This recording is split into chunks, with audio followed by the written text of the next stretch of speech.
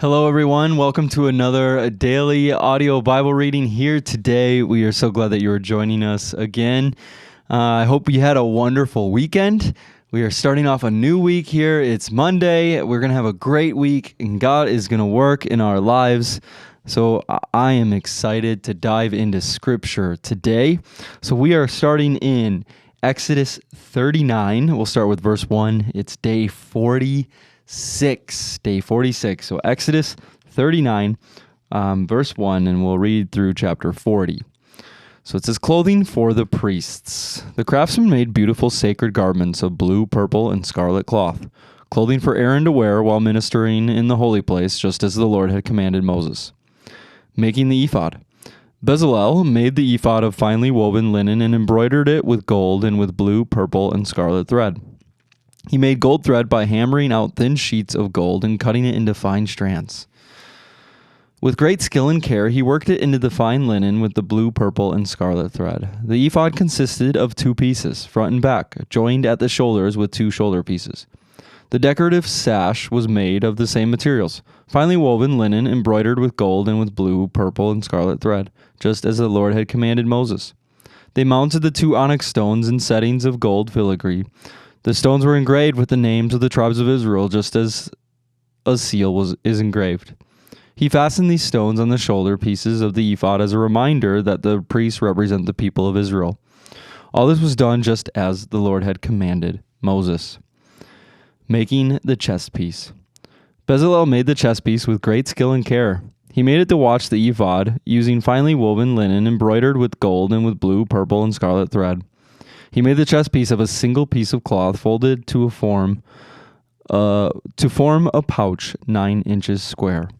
They mounted 4 rows of gemstones on it. The first row contained a red carnelian, a pale green peridot, and an emerald. The second row contained a turquoise, a blue lapis lazuli, and a white moonstone. The third row contained an orange jacinth, an agate, and a purple amethyst. And the fourth row contained a blue-green beryl, an onyx, and a green jasper. All these stones were set in gold filigree. Each stone represented one of the 12 sons of Israel, and the name of that tribe was engraved on it like a seal. To attach the chest piece to the ephod, they made braided cords of pure gold thread. They also made 2 settings of gold filigree and the 2 gold rings and attached them to the 2 corners of the chest piece. They tied the 2 gold cords to the rings on the chest piece. They tied the other ends of the cords to the gold settings on the shoulder pieces of the ephod. Then they made 2 more gold rings and attached them to the inside edges of the chest piece next to the ephod. Then they made 2 more gold rings and attached them to the front of the ephod below the shoulder pieces, just above the knot where the decorative sash was fastened to the ephod. They attached the bottom rings of the chest piece to the rings on the ephod with blue cords. In this way, the chest piece was held securely to the ephod above the decorative sash. All this was done just as the Lord had commanded Moses. Additional clothing for the priests. Bezalel made the robe that is worn from the ephod from a single piece of blue woven cloth, with an opening for Aaron's head in the middle of it. The opening was reinforced with a woven collar so it would not tear. They made pomegranates of blue, purple, and scarlet yarn and attached them to the hem of the robe. They also made bells of pure gold and placed them between the pomegranates along the hem of the robe, with bells and pomegranates alternating all around the hem. This robe was to be worn whenever the priest ministered before the Lord, just as the Lord had commanded Moses. They made tunics for Aaron and his sons from fine linen cloth. The turban and the special head coverings were made of fine linen, and the undergarments were also made of finely woven linen. The sashes were made of finely woven linen and embroidered with blue, purple, and scarlet thread, just as the Lord had commanded Moses. Finally, they made the sacred medallion, the badge of holiness, of pure gold. They engraved it like a seal with these words, "Holy to the Lord." They attached the medallion with the blue cord of Aaron's turban, just as the Lord had commanded Moses. Moses inspects the work. And so, at last, the tabernacle was finished. The Israelites had done everything just as the Lord had commanded Moses, and they brought the entire tabernacle to Moses. The sacred tent with all its furnishings, clasps, frames, crossbars, posts, and bases, the tent coverings of tanned ram skins and fine goatskin leather, the inner curtain to shield the ark, the Ark of the Covenant and its carrying poles, the Ark's cover, the place of atonement, the table and all its utensils, the bread of the presence, the pure gold lampstand with its symmetrical lamp cups, all its accessories, and the olive oil for lighting, the gold altar, the anointing oil and fragrant incense, the curtain for the entrance of the sacred tent, the bronze altar, the bronze grating and its carrying poles and utensils, the wash basin with its stand, the curtains for the walls of the courtyard, the posts and their bases, the curtain for the entrance to the courtyard, the ropes and tent pegs, all the furnishings to be used in worship at the tabernacle, the beautifully stitched garments for the priests to wear while ministering in the holy place, the sacred garments for Aaron the priest, and the garments for his sons to wear as they minister as priests. So the people of Israel followed all of the Lord's instructions to Moses. Then Moses inspected all their work. When he found it had been done just as the Lord had commanded him, he blessed them. The tabernacle completed. Chapter 40. Then the Lord said to Moses, "Set up the tabernacle on the first day of the new year. Place the Ark of the Covenant inside and install the inner curtain to enclose the Ark within the most holy place. Then bring in the table and arrange the utensils on it, and bring in the lampstand and set up the lamps. Place the gold incense altar in front of the Ark of the Covenant, then hang the curtains at the entrance of the tabernacle. Place the altar of burnt offering in front of the tabernacle entrance. Set the wash basin between the tabernacle and the altar and fill it with water. Then set up the courtyard around the outside of the tent and hang the curtain for the courtyard entrance. Take the anointing oil and anoint the tabernacle and all its furnishings to consecrate them and make them holy. Anoint the altar of burnt offering and its utensils to consecrate them. Then the altar will become absolutely holy. Next, anoint the wash basin and its stand to consecrate them.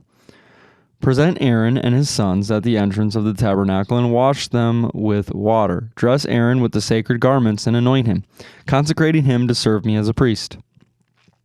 Then present his sons and dress them in their tunics. Anoint them as you did their father, so that they may also serve me as priests. With their anointing, Aaron's descendants are set apart for the priesthood forever from generation to generation." Moses proceeded to do everything just as the Lord had commanded him. So the tabernacle was set up on the first day of the first month of the second year. Moses erected the tabernacle by setting down its bases, inserting the frames, attaching the crossbars, and setting up the posts. Then he spread the coverings over the tabernacle's framework and put on the protective layers just as the Lord had commanded him. He took the stone tablets inscribed with the terms of the covenant and placed them inside the ark.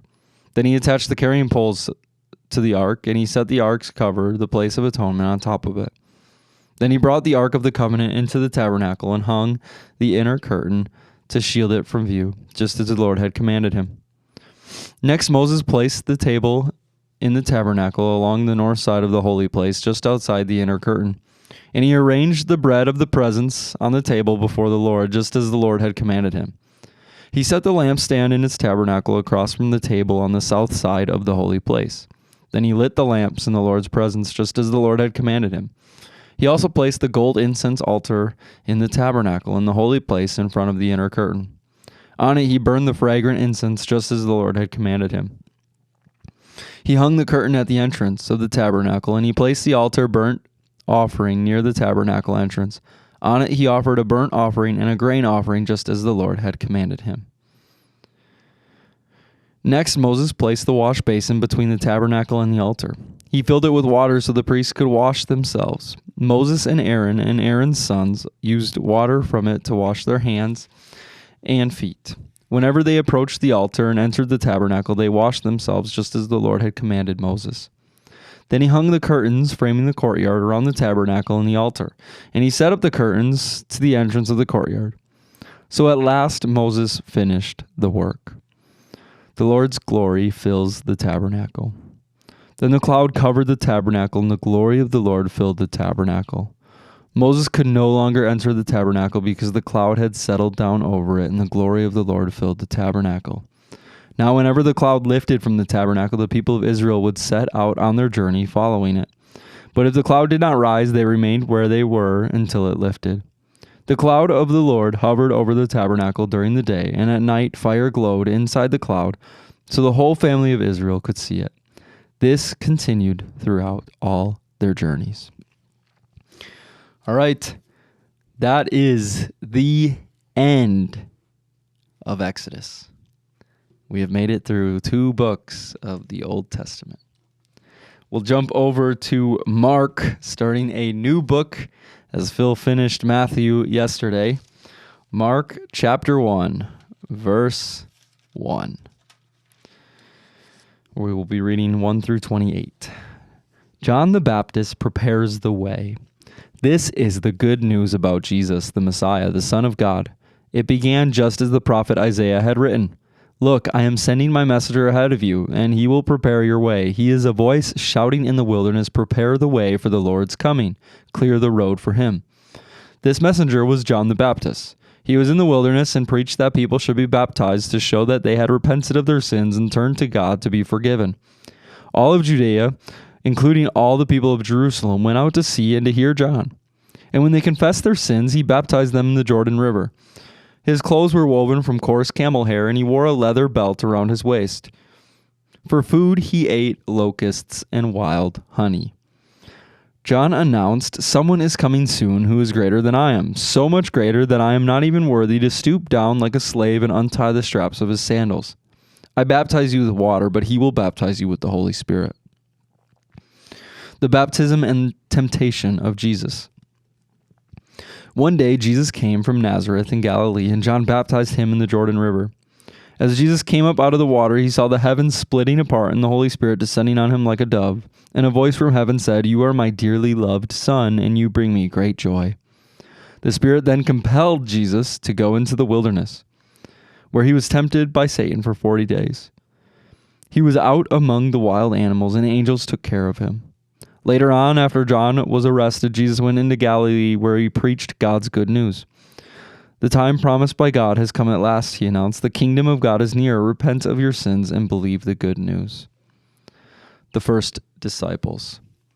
One day, as Jesus was walking along the shore of the Sea of Galilee, he saw Simon and his brother Andrew throwing a net into the water, and they fished for a living. Jesus called out to them, Come follow me, and I will show you how to fish for people. And they left their nets at once and followed him.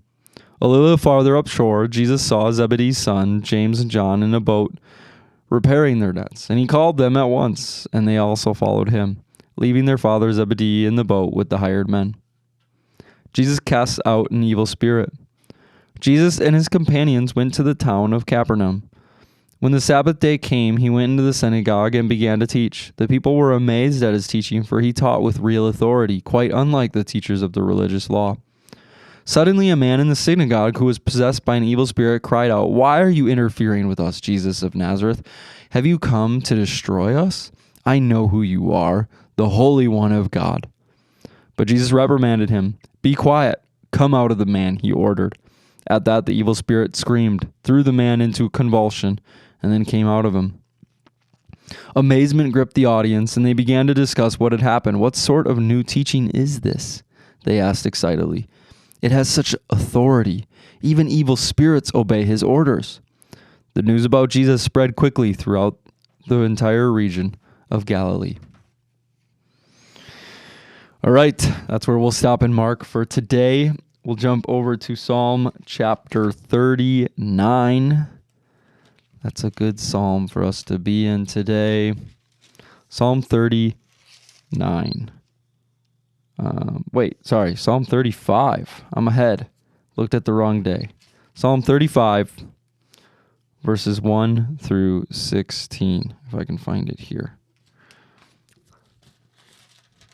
All right, Psalm 35, 1 through 16.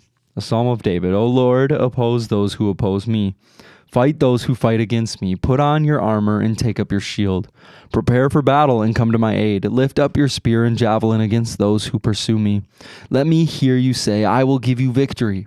Bring shame and disgrace on those trying to kill me. Turn them back and humiliate those who want to harm me. Blow them away like chaff in the wind, a wind sent by the angel of the Lord. Make their path dark and slippery, with the angel of the Lord pursuing them. I did them no wrong, but they laid a trap for me. I did them no wrong, but they dug a pit to catch me. So let sudden ruin come upon them. Let them be caught in the trap they have set for me. Let them be destroyed in the pit they dug for me. Then I will rejoice in the Lord. I will be glad because he rescues me. With every bone in my body I will praise him. Lord, who can compare with you? Who else rescues the helpless from the strong? Who else protects the helpless and poor from those who rob them? Malicious witnesses testify against me. They accuse me of crimes I know nothing about. They repay me evil for good. I am sick with despair. Yet when they were ill, I grieved for them. I denied myself by fasting for them, but my prayers returned unanswered. I was sad as though they were my friends or family, as if I were grieving for my own mother. But they are glad now that I am in trouble. They gleefully join together against me. I am attacked by people I don't even know. They slander me constantly. They mock me and call me names, and they snarl at me. And then we'll close here with Proverbs 10:10. People who wink at wrong cause trouble, but a bold reproof promotes peace. All right, that is our reading here for today. And last but not least here, we will read our quote of the day from Oswald Chambers. For February 15th, it's, "Am I my brother's keeper? Has it ever dawned on you that you are responsible spiritually to God for other people? For instance, if I allow any turning away from God in my private life, everyone around me suffers." Romans 14:7 says, "None of us lives to himself." That's an interesting thought. And one of the thought that I had, we read a lot today. There was a lot of text in today's reading. But a big thought that I have was about how God's glory fills the tabernacle. And at the end of Exodus, those last couple of verses talks about whenever the cloud lifted from the tabernacle, the people of Israel would set out on their journey following it. But if the cloud did not rise, they remained where they were until it lifted. And sometimes, and I'm the worst culprit of this of all time, but when we pray and when we ask the Lord to lead us, we always are looking to go. And obviously, if we could see a cloud rise and fall, maybe it would be clearer. But I think that the Lord does speak to us, and he reveals himself to us enough if we're just looking for him. And I always am looking to go. But one of the interesting things about this is the people were obedient to the Lord when he was asking them to stay. And I just think that's an interesting thought, because a lot of times, you can be looking for something to change in your life, or looking for something to change in a friend's life, and the Lord might be telling you to just stay, or maybe nothing's changing in that issue or whatever that you've been praying for. And that's not that God maybe doesn't want to heal it, but maybe he wants you to be a light to that, to come into that place and to be patient, to be loving, and to just be a light in the darkness. So maybe he's telling you to go, but also maybe he's telling you to stay and to continue to work on something. So that's our reading for today. It is Monday, day 46. It's President's Day. I hope you have a wonderful week, everybody. We will see you tomorrow.